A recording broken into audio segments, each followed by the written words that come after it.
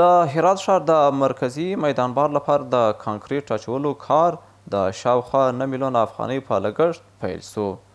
د هرات ولایت د تازه میوو او سبزیجاتو پلورونکو اتحادیې مشر په دغه ولایت کې د بیارغونې او عامه ګټو پروژو په پلي کولو کې د سوداګرو خیریه اشخاصو د فعاله ګډون په اړه خبرې کوي او ټینګار کوي چې د دې پروژو لګښتونه د هټیوالو د میدان بار د اصلی مالک د شخصی لګښتونو له لارې ورکول کیږي.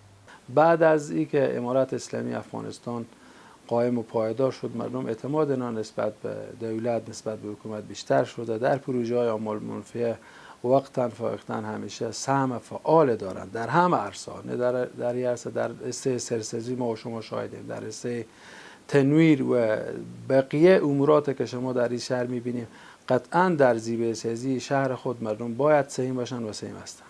18,000 متر مربع سطح میدانباره که انشالله به طور اساسی تپک شده، گریدر زده شده، چای جذبی برای او در نظر گرفته شده که نه او بارون او بارش هر چی که میشه انشالله به داخل هذه چای ذخیره میشه که سطح زمین او بیای بالا.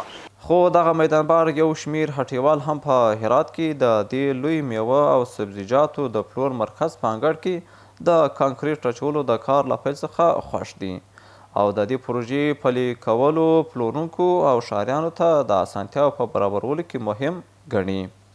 محیط کاری تجارت اینجا دیگه از هر لحاظی، از لحاظ وقت تابستون گرد خاک زیاد، به وقت زمستون گل آب زیاد، ولی این لازم 100% دانستیم که همین موضوع ما کار بکنیم که پاکسازی شه. خود ما شما هم میفهمید که نظافت جزئی از ایمانه. اینجا وقتی که نظافت باشه کاروبار هم بیشتر میشه و از لحاظ محیط زیست هم خوب میشه. خیلی کار خوبیه که هر برادر هر دوستی به این کار سهم بگیره. ما دکاندارا تقریبا 30% به این کار اشتراک کردیم و 70% دیگر صاحب مارکت میده. د هرات د انجیل ولسوالۍ ښاروال هم د شنو ځایونو پراخول او پاکول په ګډون په مختلفو سکتورونو کې د سوداګرو او خیریه اشخاصو د ښې ونډې په اړه خبرې کوي. ما از مردم انجیل خاطرات خیلی خوبی داریم.